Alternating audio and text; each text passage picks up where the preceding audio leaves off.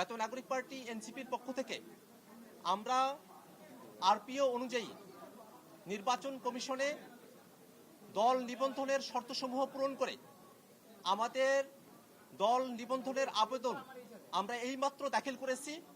নির্বাচন কমিশনের কর্মকর্তাগণ আমাদের আবেদন তারা রিসিভ করেছেন, আমাদেরকে রিসিভ কপি তারা দিয়েছেন এবং একটি দল নিবন্ধনের জন্য যে শর্তগুলো প্রয়োজন হয় সেই শর্তগুলো পূরণ করে আমাদের মূল আবেদনের সঙ্গে যে সংযুক্তিগুলো আছে সেই সংযুক্তিগুলো নিয়ে আমাদের অন্যান্য নেতৃবৃন্দ তারা পথে আছেন, তারা আসছেন। আমরা সেই অন্যান্য যে ডকুমেন্টসগুলো আছে সম্পূর্ণ ডকুমেন্টসগুলো আমরা এখানে সাবমিট করব।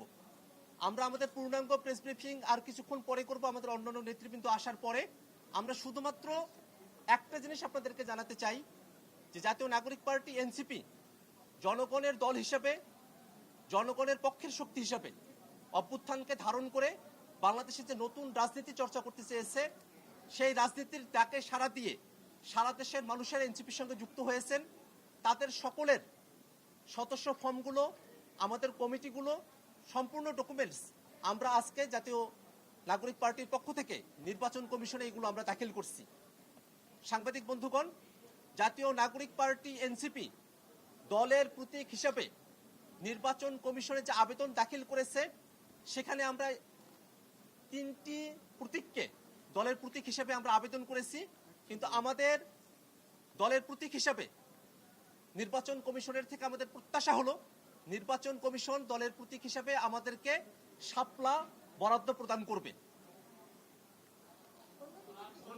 অন্য দলের প্রতীক হিসাবে আমরা শাপলা চেয়েছি।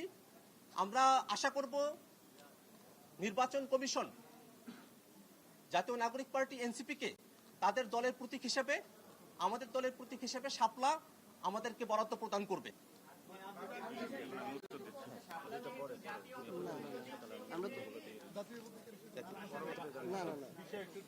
সাংবাদিক বন্ধুরা, আজকে আমাদের একটি গণতান্ত্রিক পুনরুদ্ধারের দিন। আপনারা জানেন ছাত্রদের নেতৃত্বে একটি বাংলাদেশে গণ অভ্যুত্থান সংগঠিত হয়েছিল। আমাদের সামনে একটি চ্যালেঞ্জ দেওয়া হয়েছিল ব্যালট রেগুলেশনের। আমরা এই প্রস্তুতির জন্য আজকে দেশবাসীর সামনে দেখাচ্ছি আমরা নির্বাচন যে সাংবিধানিক প্রতিষ্ঠান রয়েছে তাতে আমরা দরখাস্ত করেছি। পার্লামেন্ট এখন খালি রয়েছে। এই পার্লামেন্টে আগামীতে সংস্কার বা ঐক্যমত কমিশনের 400 আসনের মধ্যে 300 আসন এনসিপির ঘরে থাকবে ইনশাল্লাহ, এবং এইবারই এনসিপি পার্লামেন্টে জাতীয় সরকার গঠন করবে, যার মধ্য দিয়ে গণ অভ্যুত্থানের সংস্কার, গণপরিষদের যেসব কার্যাবলী রয়েছে সে সকল কার্যাবলী জনগণের ম্যান্ডেট নিয়ে ব্যালট রেগুলেশনের মাধ্যমে ইনশাল্লাহ বাংলাদেশে সম্পন্ন করবে। আমরা আমাদের দলীয় প্রতীকের ক্ষেত্রে শাপলাকে প্রাথমিক দিয়েছি এবং সেখানে কতগুলো কোশ্চেন এসেছে যে আমাদের প্রতীক কি, আমরা নিবন্ধন আজকে কেন দিলাম। আপনারা জানেন আমরা স্বল্প সময়ে দল গঠন করতে পেরেছি। ডিজাইন, এলিগেন্স, বিউটি, সেরা পণ্য সবার জন্য জেভিকো, এবং সারা বাংলাদেশে কথা বলেছি। কিন্তু আপনাদের মাধ্যমে দেশবাসীকে জানাতে চাচ্ছি আমরা অনেক জায়গায় আমরা অফিস নিতে গিয়েছি, সেখানে আমাদের অফিস নিতে বাধা দেওয়া হয়েছে। অনেক জায়গায় আমরা কমিটি গঠন করতে গিয়েছি, সেখানে ছল ছাতুরির আশ্রয় নেওয়া হয়েছে। বিভিন্ন দল তাদের দলীয় এজেন্ট বিভিন্নভাবে আমাদের মধ্যে ঢুকিয়ে তারপরে তাদেরকে আবার এই পদত্যাগ করিয়েছে। এই হলো বাংলাদেশের রাজনৈতিক কালচার।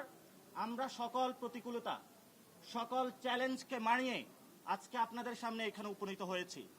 বাংলাদেশে যেভাবে 5 তারিখে গণ অভ্যুত্থানে বাংলাদেশের মানুষের জয় হয়েছিল, আগামীর পার্লামেন্ট ভোট ব্যাংকে এনসিপির শাপলা প্রতীকে পুরো বাংলাদেশের মানুষ জয় জয়কার করে দিবে। এনসিপির নেতৃত্বে নতুন সরকার গঠন হবে। এবং এখানে একটি প্রশ্ন এসেছে যে আমাদের দ্বিতীয় প্রতীক কি। দ্বিতীয় প্রতীক হিসাবে আমরা রেখেছি কলম, তৃতীয় প্রতীক হিসাবে রেখেছি আমরা মোবাইল। তবে আমরা নির্বাচন কমিশনের কাছে এবং দেশবাসীর কাছে আবেদন রাখব আমাদেরকে যাতে শাপলায় মনোনয়ন দেওয়া হয় এবং শাপলা মার্কার মাধ্যমেই জনগণের তাদের সরকার গঠন করে। আপনারা জানেন আমরা পুরো বাংলাদেশ থেকে 5 লক্ষ মানুষের ডাটা নিয়েছিলাম। সেখানে আমরা দেখিয়ে দেওয়ার চেষ্টা করেছি যে অধিকাংশ বাংলাদেশের মানুষ এনসিপির প্রতীক হিসাবে শাপলা চায়। জনগণের সেই পালসটা বুঝে আমরা আজকে নির্বাচন কমিশনে শাপলা প্রতীকের জন্য আমরা জমা দিয়েছি।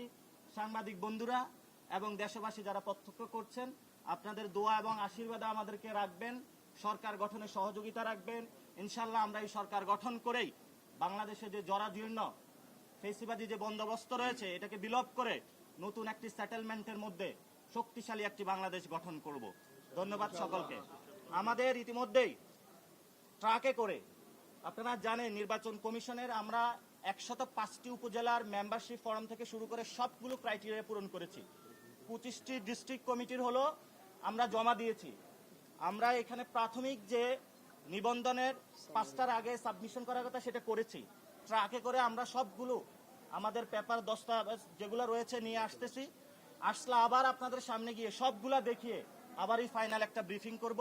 সেজন্য আপনারা একটু থাকবেন, সে প্রত্যাশা আপনাদের কাছে এবং বিনীত অনুরোধ আপনাদের কাছে। ধন্যবাদ। আসসালামু আলাইকুম।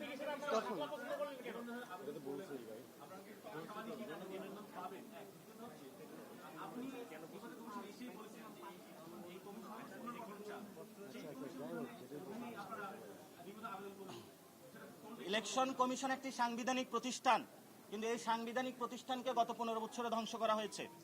কিন্তু সাংবিধানিক প্রতিষ্ঠানে যারা ব্যক্তিবর্গ রয়েছে তাদের যেমন পুনর্গঠন করতে হবে, নিয়ম নীতির পরিবর্তন করতে হবে।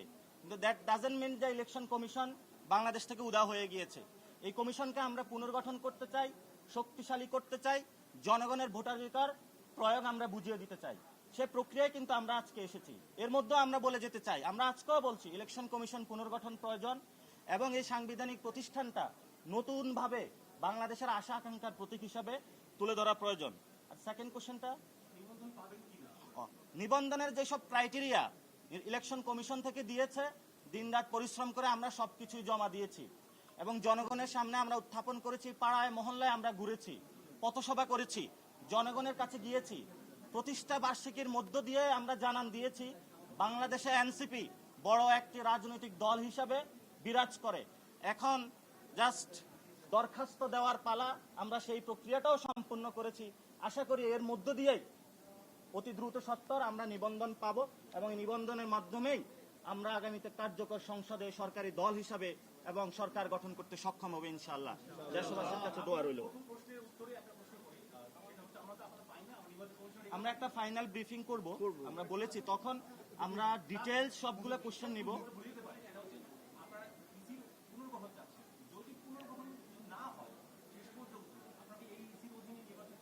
পুনর্গঠন বাংলাদেশে অনেক প্রতিষ্ঠানের সংস্কারের কার্যক্রম শুরু হয়েছে। পুরো বাংলাদেশের মানুষ চায় পুনর্গঠন।